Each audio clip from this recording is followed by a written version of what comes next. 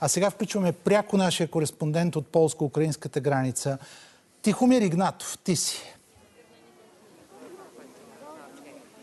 Добър вечер! Хиляди тръгнаха към Полша, за да търсят спасение от войната. Над половин милион бежанци вече са тук. Това, което забелязваме през последните няколко дни, е огромна хуманитарна мобилизация. Хората отвориха широко от домовете си и също така предлагат и безплатен транспорт. За съжаление, това, което виждаме тук, са все повече сълзи в очите на майките с деца. Всички тук се молят войната да приключи час по-скоро. Вижте какви истории успяхме да съберем с оператора Михаил Врабчев.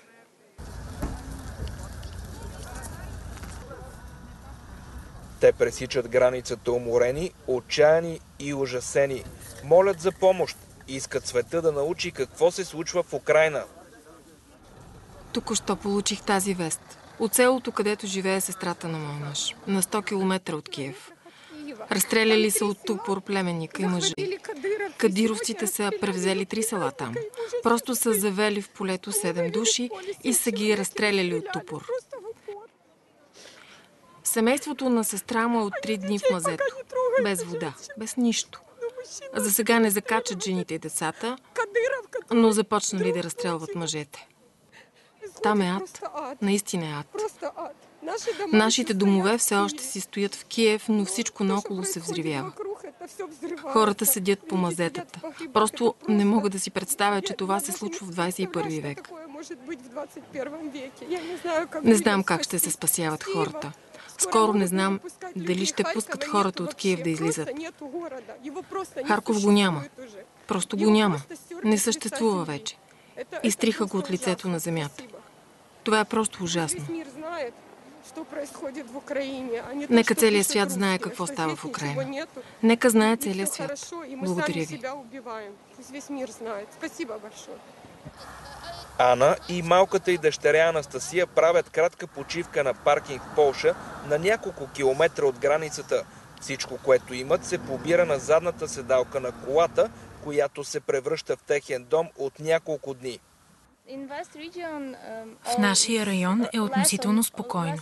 От време на време чуваме военни сирени. По-добре от Киев, Харков и Херсон. Ана не знае кога семейството й ще бъде отново заедно. Сега разчита единствено на приятели, които да й помогнат. Мъжът ми остана в Украйна. Той никога не е носил оръжие, нито е стрелял.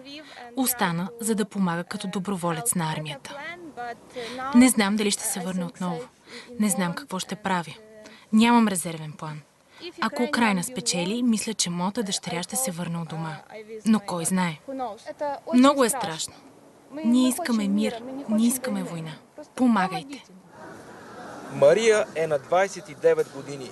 Всички спомени за дома са останали от другата страна на границата с Полша. Успява да спаси децата си от обстрелите. Макар и вече в безопасност, мисълта за най-близките хора, останали в капана на войната, не може да даде покой на Мария.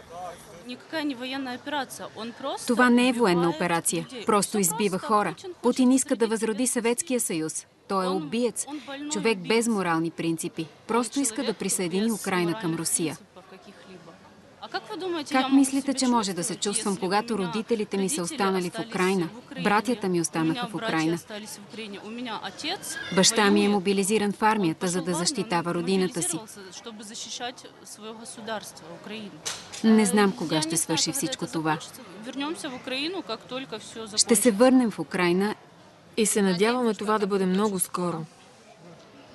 Децата ни са толкова изплашени. Питат, защо трябва да заминем.